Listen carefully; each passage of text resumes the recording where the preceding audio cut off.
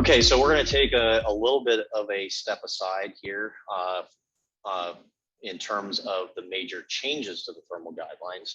And I wanted to highlight a topic. It's been in the thermal guidelines for a while. It's in an appendix. Not a lot of folks have seen it. Quite frankly, it wasn't until I got pulled into a conversation on one of the white papers that I helped to co-author that I even realized that it was in an appendix there in the thermal guidelines. That is hot aisle temperatures and safety. This is tied directly into the concept of heat stress and whatnot. So OSHA, NIOSH, and many of their international collaborative partners have guidelines on safe working environments and heat stress, and it's based on clothing, workload, and exposure. And by exposure, a lot of times what we mean here is solar exposure, et cetera, outdoor conditions.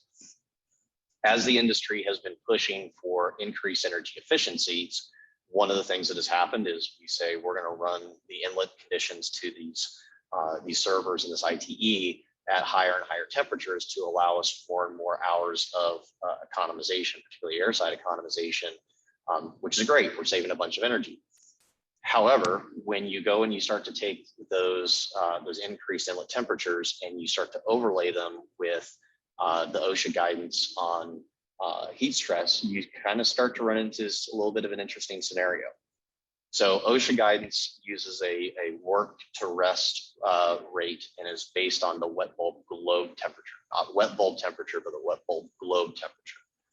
When we talk about this work rest rate, what they're talking about is for a given period of time, what percentage of that time can the individual be working versus what percentage of the time do they need to be resting in order to manage that heat stress scenario. Wet bulb globe temperature is calculated through a formula that includes dry bulb temperature, wet bulb temperature, the globe temperature, which unfortunately I didn't list here, solar exposure, wind speed, et cetera. And when you go online and you look through heat stress calculators, the vast majority of them are intended for use in an outdoor environment because people are thinking about construction workers outside, so on and so forth. We're in a data center. We don't have the solar exposure. We do actually have a wind speed piece here, particularly if you're on the hot aisle side of the ITE. Argonne National Labs actually has a really good calculator. It's a very simple free calculator that you can use. It is a little bit tricky to find. I'll try to get with Isaac and provide a link. It's also an EXE that you're downloading. So some IT security protocols won't let you download that from the internet. Just be aware of that. But when you go in there and you start using Argonne National Labs calculator and running the different scenarios of inlet air temperature to outlet air temperature and whatnot, you kind of run into this scenario. Now, I want to put a caveat out there. This is a psychometric chart that I created running through the calculator. It's not yet been vetted by ASHRAE. I've shown it to my colleagues at ASHRAE. We're looking at it a little bit more. But this is, not an ASHRAE document. I just want to make sure that that's clear to everybody right now. So what we've done here is I've overlaid the A1 allowable and the A2 allowable ranges on the psychometric chart.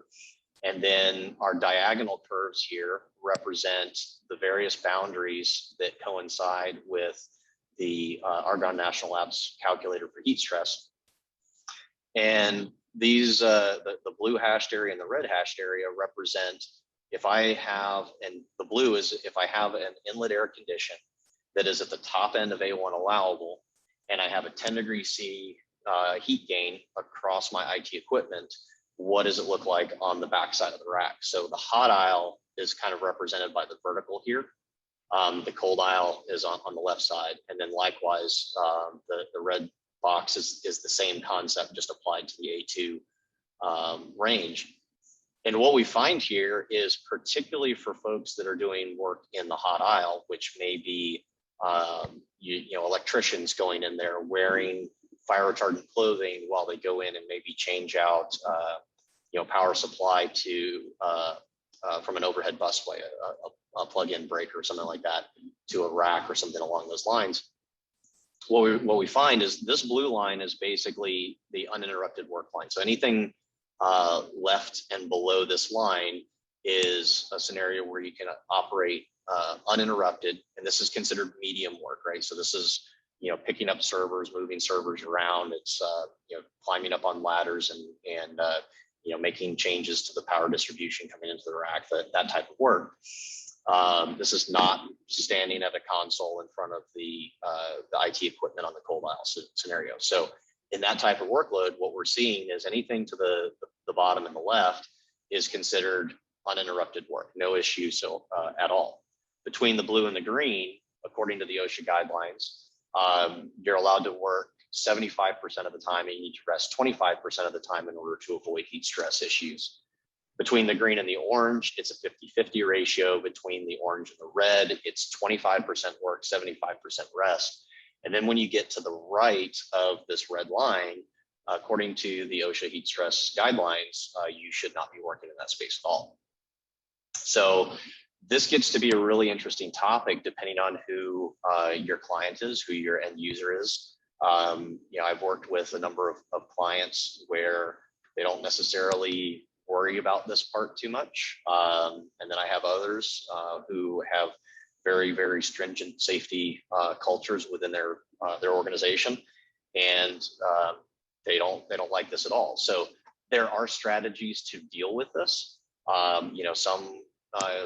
Some clients will do something really as simple as, hey, I've got a raised access floor scenario, I've got forced air, and I got somebody that's going to go work in the hot aisle. I'm going to give them a couple of perf tiles, and they're going to take it over there with them. They're going to pop the solid tiles out of the floor. They're going to put the perf tiles in so they get some cool air from the supply air plenum coming up in the area where they're working. That's just one example. There's a lot of different ways to address it, but this is a topic that I don't hear discussed very much in the industry until you start talking to some of the operations folks who are actually trying to work in this environment. So expect there to be more conversation on this topic in the months and years ahead as we push temperatures higher and higher.